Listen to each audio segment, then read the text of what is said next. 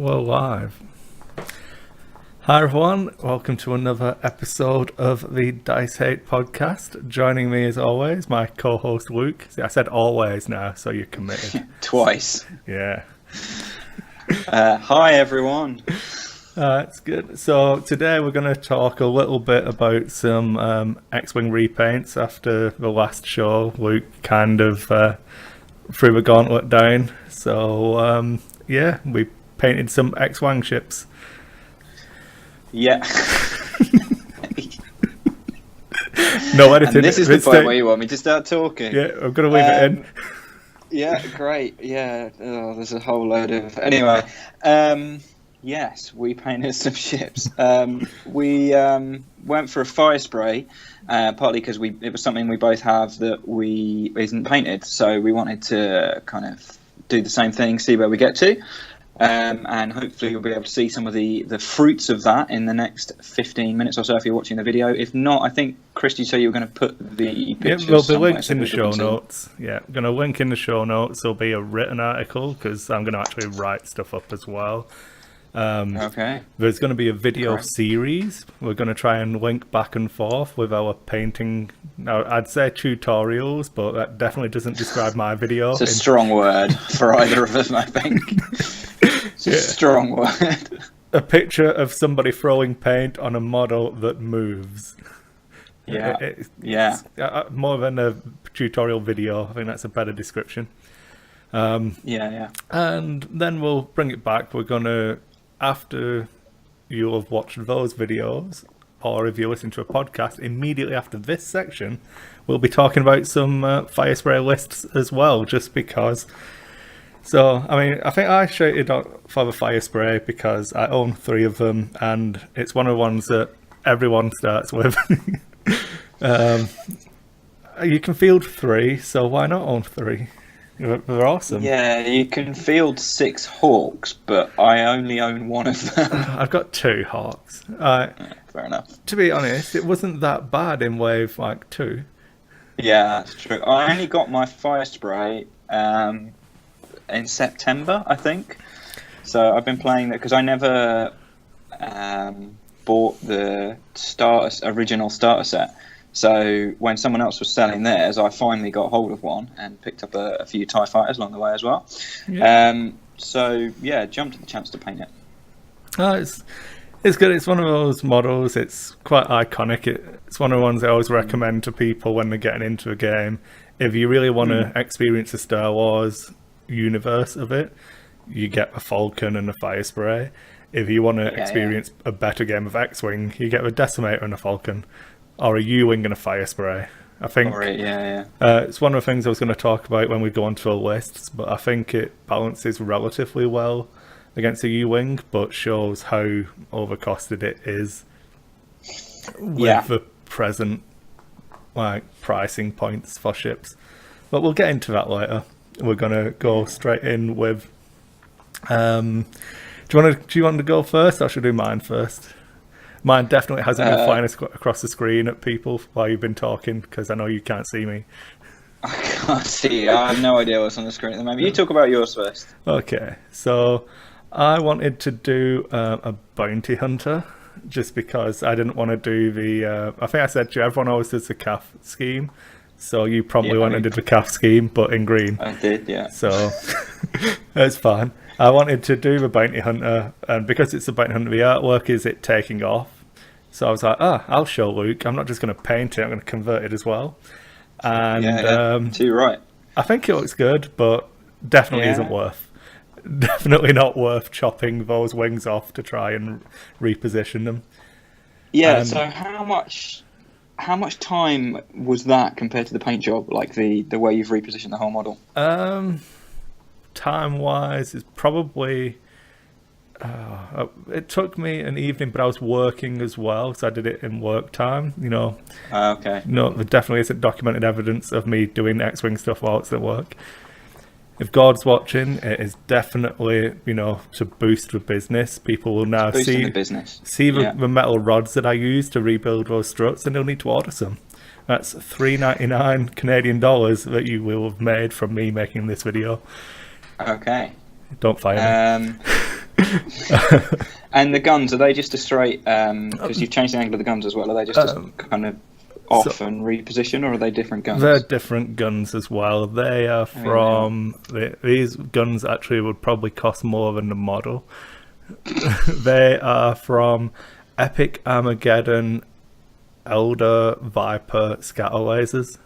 Oh, okay, so you destroyed something that you can't get anymore. Yep. Okay, excellent. I don't see your problem. No, I mean, yeah, fair enough. It's good though. Like, I think I like the fact that the guns are the pointing. I like the fact that you've gone to all of that effort to make it different, because I've never really seen one that isn't sort of flying around like this. Yeah, and that's what I thought. It was worth doing. If I was going to do a bounty hunter, I wanted to do it a little bit differently. Yeah, spot on. And then make it taking off seemed like a fun way of doing it. Then I tried to just dirty it up and do some weathering effects on it, which I haven't really done too. Sorry, I'm not looking at a camera. I'm looking at my own pictures of my own Firespray, going, "Oh, okay, awesome!" I'm looking at your pictures as well. Yeah. But I think it was worth it. Chopping up those it just wings creates a bit more interest on the table, doesn't it? When you've got painted models, it just kind of like, oh, that's nice. You've gone to the effort of doing it. Yeah, that's cool. I like it. I do like it. I was being mocked in work, buying pre-painted models so that I can paint them again. Yeah, way to go, Kris. But no, it's fine. I'm never gonna. It's not like you've got a whole pile of Blood Bowl models or anything. Oh yeah. The box is still sealed. Ed was asking me if I'd actually done a review show yet, and I was like, nope, not even opened the box yet. Yeah, there we go. Good. And I like the weathered kind of dirty effect as well. Yeah, I did a couple of different ways, which I'll go into some details on my painting video, but I tried to do some blaster scorches, some scratches, and then some general dirty weathering effects. But that was good. And then I'll bring up your face so everyone can see you again. Oh, John. Oh, right. The whole time I've been conscientiously looking at the screen. I forgot that I'm not even on it. Hello. Yeah, so you're gone again now. I've brought your Firespray up now. All right, so it's my Firespray. Yeah, so... Okay. I really like the Kath pattern. I think I will eventually do one, but I just didn't want to do it first. And I believe you were saying it on Instagram, was it, where you were calling yourself out? It took so long. So actually, like, most of my models that I've repainted, if you watch any of the other of my videos that I've done, are quite dirty. And this one, I was like, I'm probably not going to... I might not buy it. I don't even have a second one. So I want to do the Kath scheme because it's quite iconic, but all of my scum ships have green on them to kind of tie them together loosely. So I did it in green, but because of that, it's not got any sort of weathering to speak of on it. Yeah. And the line work is exponentially more because you're doing that. I mean, you would probably go through... if I were going to just paint it normally anyway, I'd probably want to highlight every panel anyway.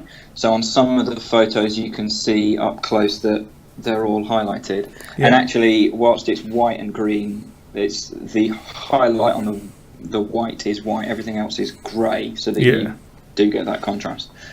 But you've got to highlight both sides of the panel, or both sides of the indentation, and then put black in the indentation as well. And if you do that in the wrong order, then you're just going back and re-highlighting and all this nonsense. And you want to do the white last because you get green on the white and all that sort of.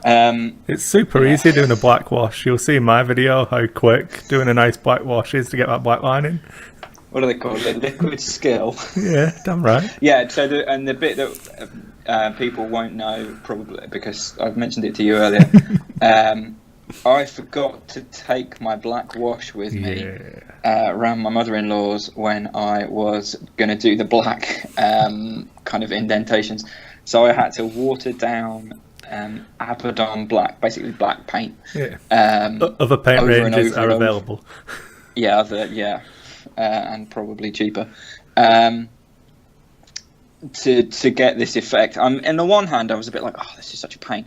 On the other hand, it gives a deeper black. I know that sounds really stupid, but because it's paint as opposed to wash, it was quite a thick and decisive line in all the cases. So, pros and cons. Yeah, if people look back at my pictures, they'll know my black lining is more grey lining, but it's kind of a look that I wanted to go for. I wanted it to have the dirty used look, so I used my aircraft technician experience to no one bothers cleaning this pit type thing. So but there we go, there's a picture of the back of yours with all the engines and everything.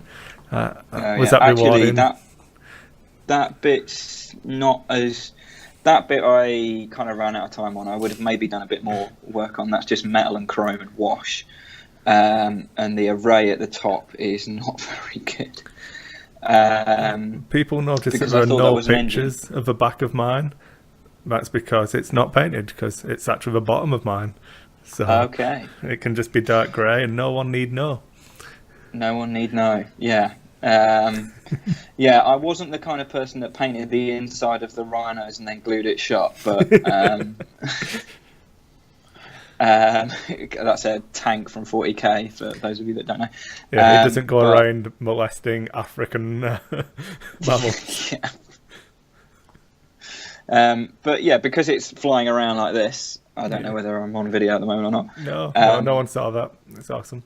Okay. Do you want me to do it for you? For those on the flying around like this. All right. There you go. So I did Luke's actions for him, and that will translate well to the podcast. Yeah. So it's like a full 30 seconds. I was talking about what we're doing on camera. Best podcast basically ever. Upright. And at least in the start of the game, if you're doing it right, it's flying away from you. So I didn't just want to look at the back of a model that I hadn't bothered to paint. So one of the things I thought it's a really good opportunity. It's a big cockpit, and so I've painted this blue planet, and I tried to get a sun kind of cresting over the horizon, getting a sunrise, and it turned out really badly. So I chickened out and just went back to a blue planet. And you can kind of see the brush strokes aren't, they're not nailed on amazing. Remember, no one's going to look at it like as close as these photographs are. I think having the brush strokes gives it a nice atmospheric effect, or like the different oceans, or is it like a gas giant type thing. So the further out shots, I think it looks awesome. It's only when you get really close in where you can see the ions for your brush strokes and stuff, but I don't think that's a negative. Yeah. Okay, fair enough.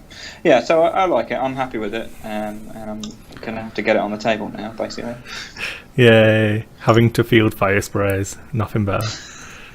That was the whole reason for you making the paint, it wasn't it? Yeah, that'll really make your regional season suck. Okay, so for the people who are watching along with the video, we're going to end this video now, and then we're going to jump into, there should be links in the description, but some clickable crap somewhere, so you can follow along, and it'll probably link to my video, then Luke's video, then back into the list discussion.